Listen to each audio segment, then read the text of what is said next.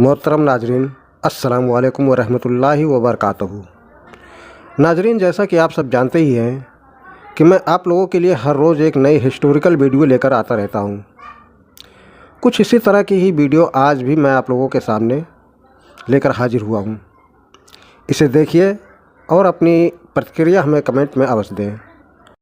Video پسند آنے کی صورت میں اسے لائک اور چینل کو سبسکرائب اوشیہ کریں۔ دھنیہ واد۔ آئیے دیکھتے ہیں یہ ویڈیو۔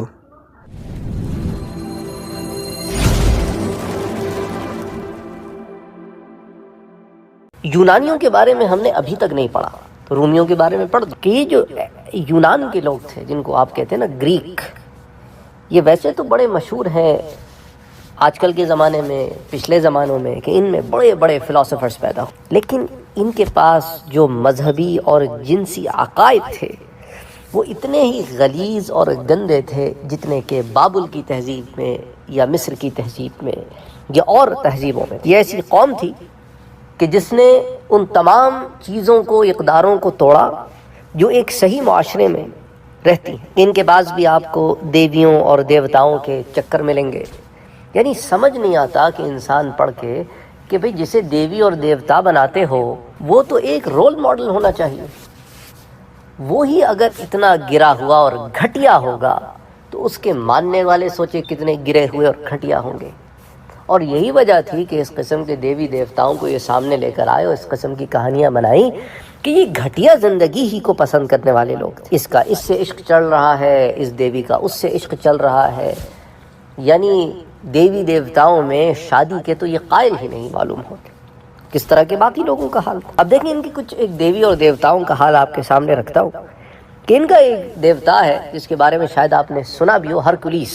یہ طاقت کا دیوتا کہتے تھے۔ اس کے بارے میں ان کا خیال تھا کہ یہ زمین کو اپنے کندھوں پہ اٹھا کے رکھتا ہے اور جب کبھی زمین کو ایک کاندھے سے دوسرے کاندھے پر منتقل کرتا ہے تو اس وقت زلزلہ پیدا ہوتا ہے۔ اچھا، اس کے ساتھ یہ کہتے ہیں کہ ہرکولیس جو ہے نا، اب دیکھیں نا، وہ ایسا خدا ہے جس نے زمین اٹھا رکھی ہے لیکن دنیا میں ایک حسین لڑکی ہے اس پر یہ عاشق ہو گیا۔ اب انسان پڑھتا ہے تو کہتا ہے یار یہ کون لوگ تھے۔ اچھا، اسی طرح یونانیوں کا پرومیتھوس، یہ دیوتا جو ہے انسانوں کا ہمدرد تھا، لیکن ساتھ ہی ساتھ وہ اپنی کتابوں میں یہ بھی لکھتے ہیں کہ نوجوان ننگی لڑکیوں کے درمیان رہنے سے وہ خوش ہوتا تھا۔ پرومیتھوس جو تھا اس نے انسانوں کو آگ کا استعمال سکھایا اور یہ ایک آسمانی راز تھا، اس نے اس راز کو انسانوں پر افشاں کیا۔ اسی لیے ان کا ایک اور خدا تھا، دیوتا تھا، اس کا نام تھا زیوس، اس کا بھی نام آپ نے شاید سنا ہو۔ اس نے پرومیتھوس کو کوہ قاف کی سب سے اونچی چوٹی پر زنجیروں سے باندھ دیا تھا اور اس پر ایک گدھ کو بھی متعین کیا تھا جو سارا دن اس کا کلیجہ نوچ نوچ کر کھاتا اور رات کو بالکل اس کا زخم خود بخود بھر جاتا، پھر یہ اذیت صبح سے پھر شروع ہو جاتی۔ اور ان کی کتابوں میں یہ بھی لکھا ہے کہ بھئی اتنی سخت سزا کے باوجود پرومیتھوس نے زیوس سے معافی نہیں مانگی۔ اچھا، یونانیوں کے دیوتا کس قدر فحش اور جن زدہ تھے اس کا اندازہ ہمیں ہومر اور ہیسیاڈ کے جنسی قصوں سے ہوتا ہے۔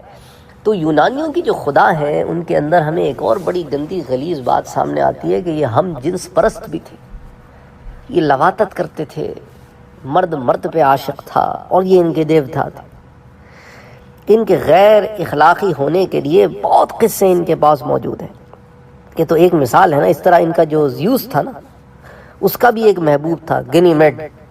اسی طرح ان کا ایک اپولو تھا، اس کو بھی ایک دیوتا سے عشق تھا، حیاست۔ اسی طرح جو ہرکولیس تھا نا، اسے ہائیلیس سے عشق ہو گیا تھا۔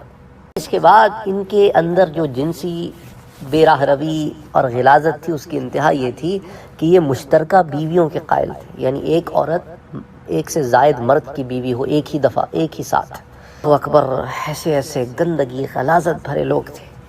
اس کے بارے میں ایک کتاب ہے موسیٰ سے مارکس تک، یہ لکھی تو ہے سبط حسن نے جو ایک پاکستانی کمیونسٹ تھے، کہ نوجوان عورتوں کو تعلیم و تربیت دی جائے، یہ عورتیں بلا کسی استثناء کے مردوں کی مشترکہ بیوی ہوں، اسی طرح ان کی اولاد بھی کسی ایک فرد کی اولاد نہ سمجھی جائے۔ تو یہ افلاطونی نظام حکومت کا جو منصوبہ تھا نا اس کو اس نے یوں اپنی کتاب میں لکھا، بلکہ ایسے لوگوں کی اولاد جو ہے وہ پورے حکمران طبقے کی اولاد سمجھی جائے، نہ والدین کو معلوم ہو کہ ان کا اپنا بچہ کون سا ہے اور نہ اولاد کو خبر ہو کہ ان کے ماں باپ کون ہیں۔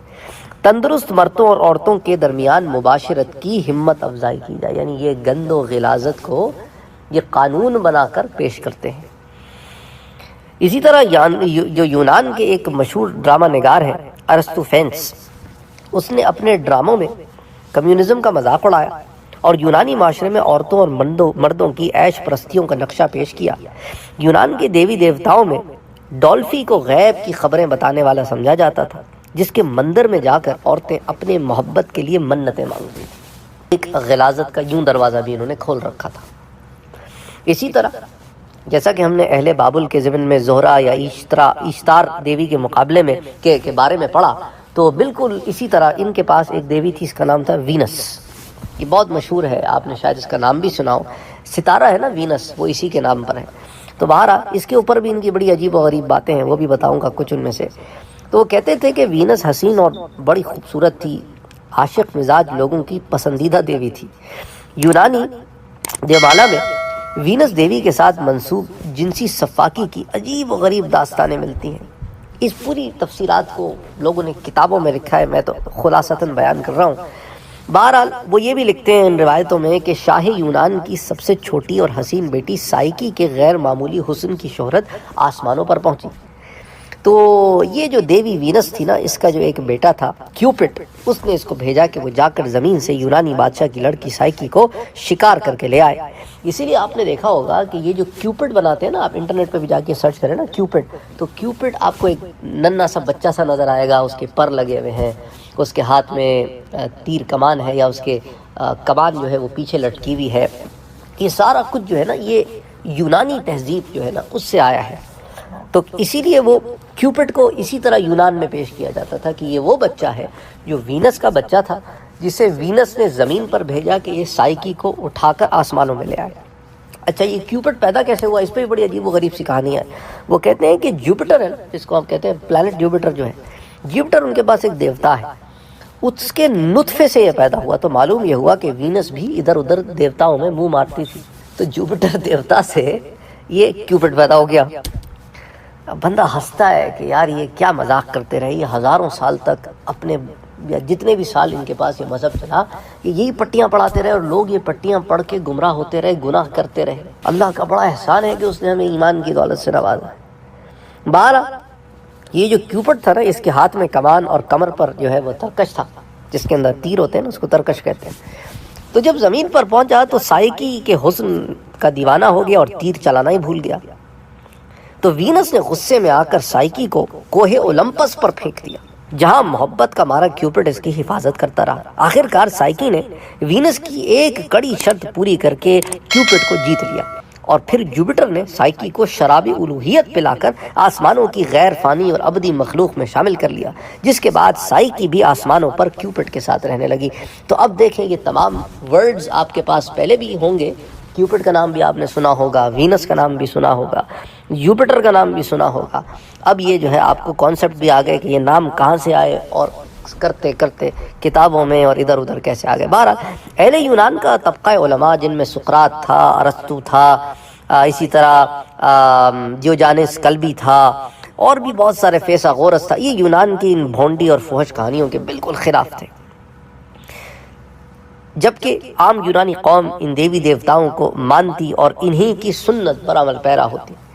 یونان میں بڑے بڑے شراب خانے تھے، جہاں دیوی دیوتاؤں کے ننگے مجسمے تھے، جہاں پر عورتیں اپنے بدن کے وہ حصے جو چھپائے جاتے ہیں ان کو عیاں کر کے ناچتی پھرتی تھی۔ ایتھنس کے بڑے بڑے مندروں میں یہ جو ان کے بڑے بڑے پروہت ہوتے تھے، جو ان کے پادری ہوتے تھے، وہ لوگوں کو بتاتے تھے کہ بھئی اگر تم کسی دیوی یا دیوتا کو خوش کرنا چاہتے ہو تو جنسی اعضاء کی نمائش میں ان کی خوشی ہے۔